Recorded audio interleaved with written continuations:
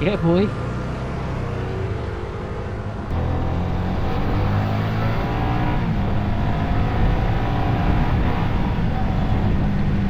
Oh, welcome on board mga boards. Woohoo! Yeah, meron na tayong ano, no? Meron na tayong Insta360. Almost complete na yung ating vlogging setup pagdating dito sa motor. Meron na tayong front POV. O pwede ko rin siyang magamit as main cam. Depende kapag mag-upload tayo ng reels sa Facebook or anything. Kasi sa Insta360, sa 360 camera marami tayong pwedeng gawin.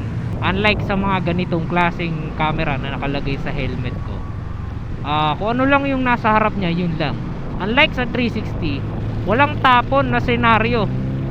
Let's say merong pangyayari na hindi mo nakita pero naka-record yung 360 mo. Sa 360 camera makikita mo yan. Pagka pin-review mo, maiikot mo siya. So naka-enable ang 360 nya. Hindi siya single lens, ano. Ang purpose kasi nito is para doon sa mga ganong moment, alam mo yun, makita lahat. So yan, installment yan. Anyway, para madagdagan yung motivation natin for everyday lives.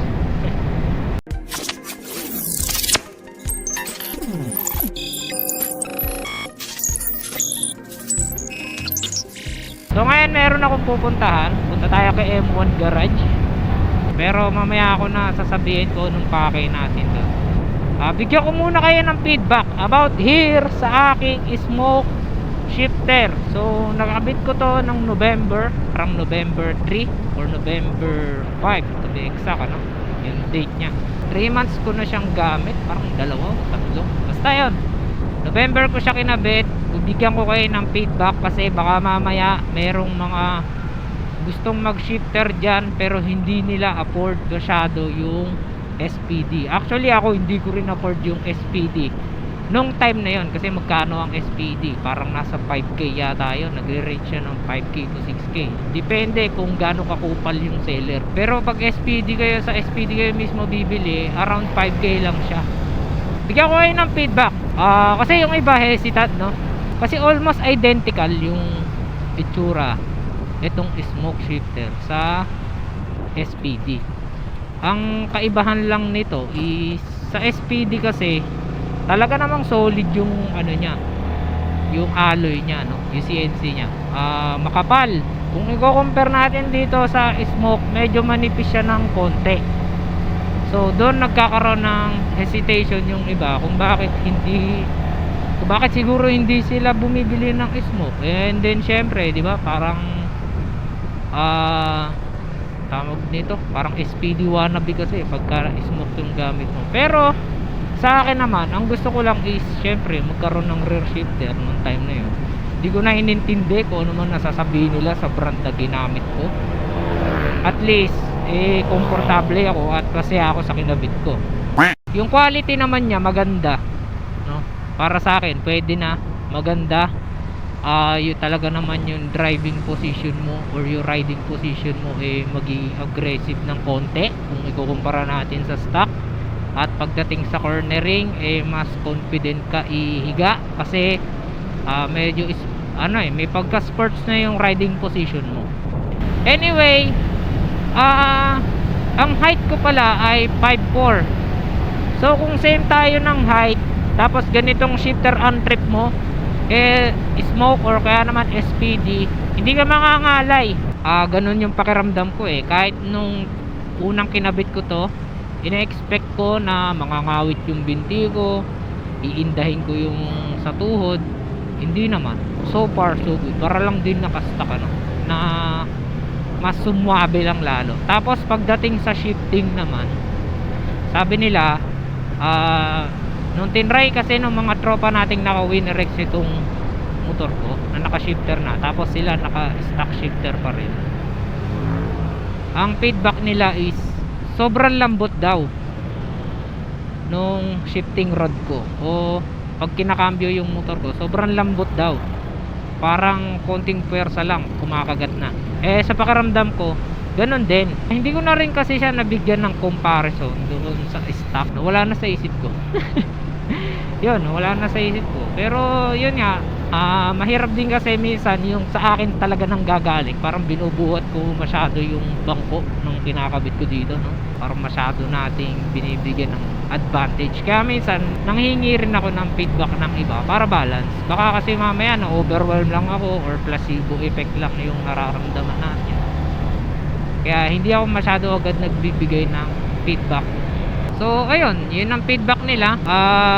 Sa pagpreno naman, okay naman siya. Kaya lang sa pagpreno, medyo babago lang. Kasi sa stock na foot peg, talaga relax yung paa mo.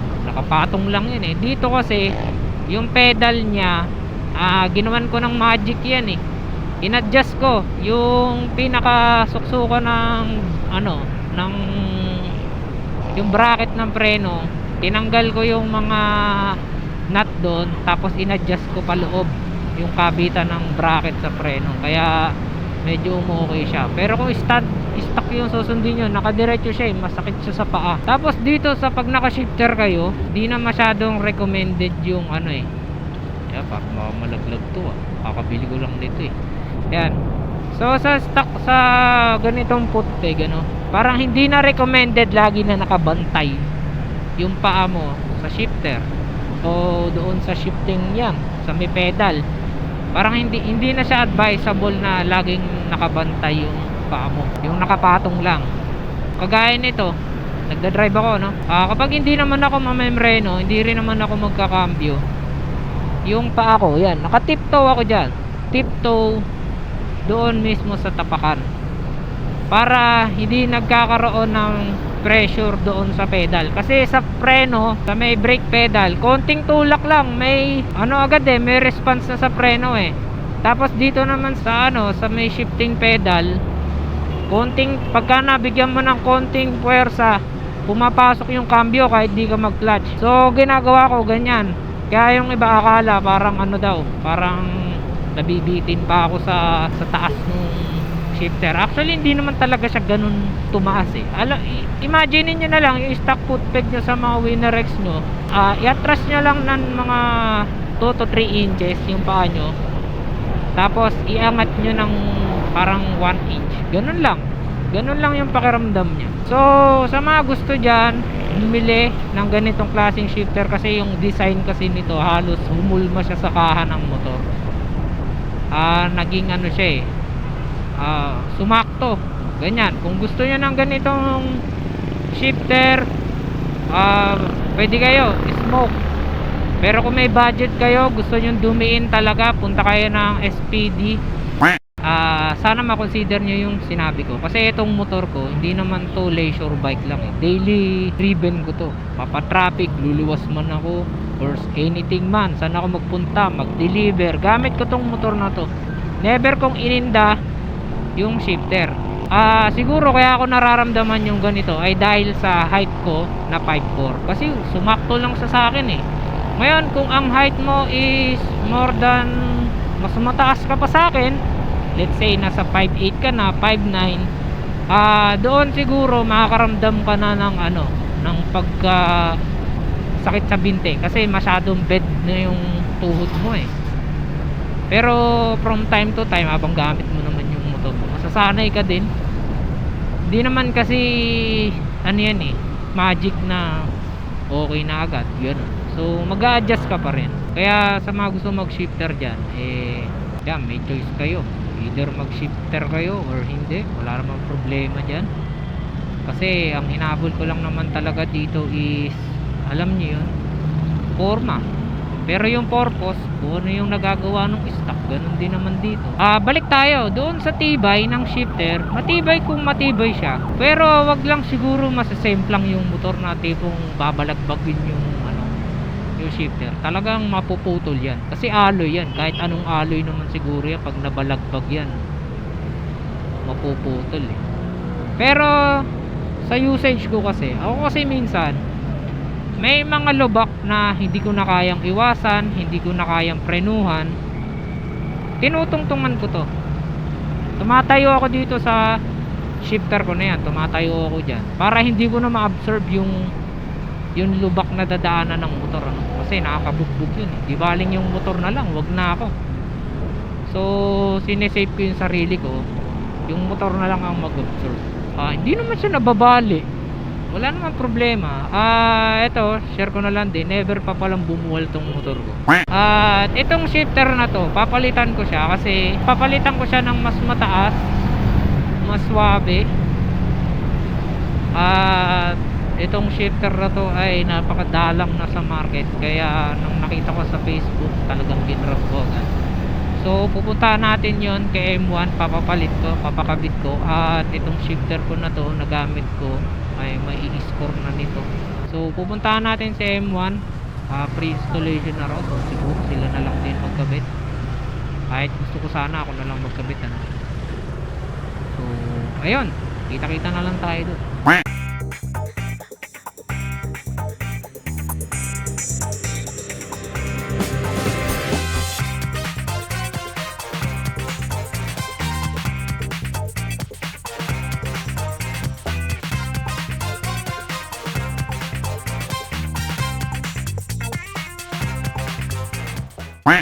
Bago na yung shifter ko, ayan. Diba nakabit na. Hindi ko na masyadong na-video yung kinakabit na. Ernel! Diba pa sa shoutout, Ernel. Nagpakabit ako. Ha? Salamat, salamat. Meron akong bago. Nakalam natin, nakalaki ko sa point yun yung savage yun. Nakalaki ka lang. Ay ba na? Limited lang yan. Emblem yan. Sige, Masing. Salamat, salamat.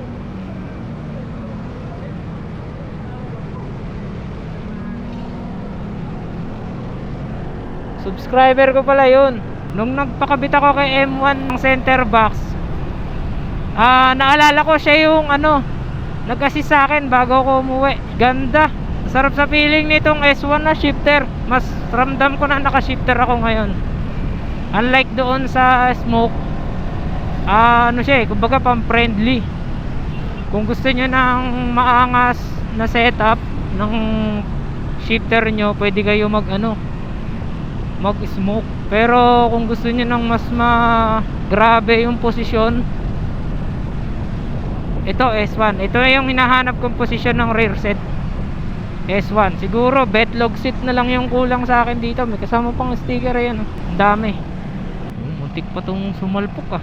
Ito kasing S1 na shifter, hindi ko alam kung saan to hahanapin kasi lahat ng pagtanungan ko walang available, puro pang sniper. Maabot na nga sa punto na di ba, magtatampo ka kasi sa sniper meron, pero pang Winner X wala. RS ngayon nakatagpo tayo pang RS 150. Hindi nga lang siya pang Winner X, pero pang RS. Ito yung shifter na sinasabi ko ipapakabit ko, S1. Mas gusto ko kasi yung nito yung riding position. Mas feel ko na mas aggressive siya. And given na hindi naman tayo ganun katangkaran, hindi pa rin ganun kabaluktot yung tuhod natin. So kung mas tatangkad ka pa sa akin na 5'4 lang ako, kung mas tatangkad ka pa like 5'7, medyo bended ka na talaga dito. Pero sa akin okay lang. May adjustment pa to. Pwede nating ilipat-lipat. Pwede nating ibaba kung natataasan tayo. Pwede nating itaas kung medyo nabababa. Depende sa riding preference nyo. Pero sa akin, for now, ito lang muna. Siguro mag-a-adjust na lang ako sa pedal. Malalaman ko lang to kung kailangan ko mag-adjust kapag na-ilong ride ko. Let's say umakyat lang tayo ng DRT, ganun.